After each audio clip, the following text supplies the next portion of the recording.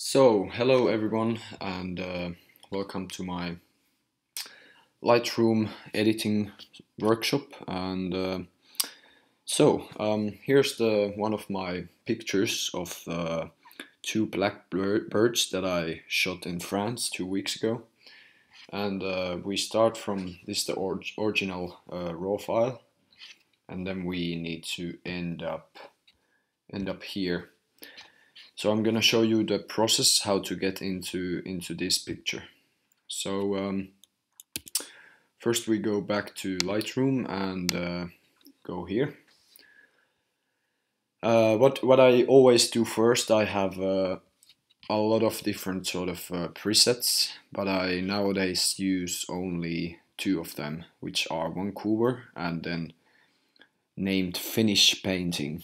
So I use either one of these. It depends of how the light is looking and what sort of, if it's snowy or if it's summer. So this time we are using the Finish Painting preset, and don't worry, I will show you later how to get this preset look on the picture. But now I will save some time and go further from here. So this is what I have on my sort of own style, bit fade black, just a little bit colors left. There's I have decreased the saturation a lot and then put the vibrance on more for orange and blue color here. So first what I do is I go here and on this occasion I will choose the custom cropping tool, and I will go here and check how I would love to crop the picture. So when I shot this picture, I saw this epic looking cloud behind here, and then I lined up the birds with the clouds, so it's a really powerful photo. Really, everything is in the middle of the picture. So I want it that way, so it will speak it. It's more stronger. So here's what we have done for the crop, and we can go with this one at first, and then we can then we see here is a lot of shadows are quite dark, so I will put the shadows a bit more up, and then I will go from here like this, and then I think I have the basic editing style in here as a bottom. So now I will start looking like which are my main objects in the picture, and what are the small highlights or details I want to make to pop up of the picture. So there's three factors. There's this rock pile, and then two birds and a cloud. So I don't want to do a vignette, but I sort of want to do a track that the eye goes straight into here. So first we start in the sky, and we can go here. So here we have a sky, and then we have the cloud layer here. So at first we take this one and go a bit more darker, maybe like 14 or 19, and then a bit more contrast, and then a lot more clarity. So we have this one now here, and then I have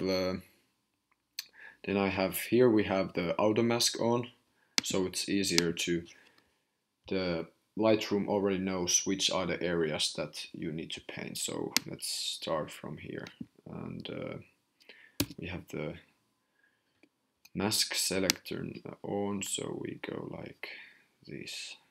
My computer is a bit slow now because we are recording, but I think we're fine. So we start from here. I did a small darker layer. I might go a bit more dark. maybe like this, and then we have the first layer. Then we can go down here, and what's my next subject is the rock pile here. So we have here the details of the rock pile, so I want to make them to come up. So what we do is I go here, and first I put the outer mask on, and then take this one off, and then what I want to pop up is again clarity and more lights.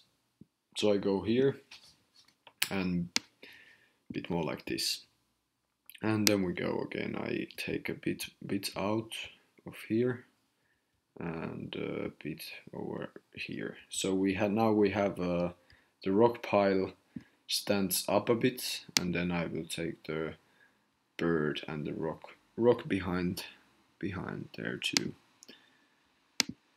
I will leave this this blackbird out of my brush now, so we can deal with that guy later. But here we have the nice, now it pops up nicely, the rock here. Then we do the first gradient, or what's the name for gradient, yeah, and then we go from here. So now I don't want to make any vignette, so I will do it with the gradient filter and start darkening from the bottom, and then I will do the same to the clouds, so this guy will pop up more. So what we have here is this one, and then we go on contrast over here. And then the last thing is, again, we put a bit more clarity on the bottom, so we get nice and crispy a look on the photo. Then we are done with the bottom for now. We might come back to here later, but then we can move up here. So we do the same gradient up here, and so it looks white now because I have the old settings here, but we go more like dark, stormy look here, and try to make it as straight here as possible. So we go here, and I want to get the details out as much as possible, but still not look too, I don't want it to look too edited, so it's difficult to find the perfect position. But we can go with this one now. Then what I do next is often I prefer to use a bit more fade in my picture, at least on Instagram. Gives it more feeling, or sometimes I go with the dark contrast, but this time I might go a bit fade. Then we have then we go, so here we have the subjects are two blackbirds, and we have here is a black area, and here is a black area. So we want to white this area out, so we can pop these guys out of the landscape. So what we do is we go again to the brush tool, and this time I will go here and maybe go with the not too much, maybe 37, and then now really less contrast, and then highlights up. Now we start going over here, so we get nice little wider haze over here, and now we again have the outer mask on, so when we go here it doesn't should not touch the birds and only touch the landscape, but we can see. At first it always looks a bit weird, but then we will edit it more again with different brushes, and it should look okay. You can see, and then I often check that it shows the selected mask overlay on the red dot, so I can go here, and my computer is getting slow, and go here and take out the brush things that I don't want to get the white brush in. So now we're good, and maybe take a bit out from here as well. Okay. So my computer is super slow right now, but I always use the show selected mask overlay, and then I edit my pictures with it on, so I can see the area where I use the brush. Okay, so now you see we have this blue mountain range is way more light, and now you can also see there's really weird looking lines here, but we will brush this area as well soon, so it should look okay.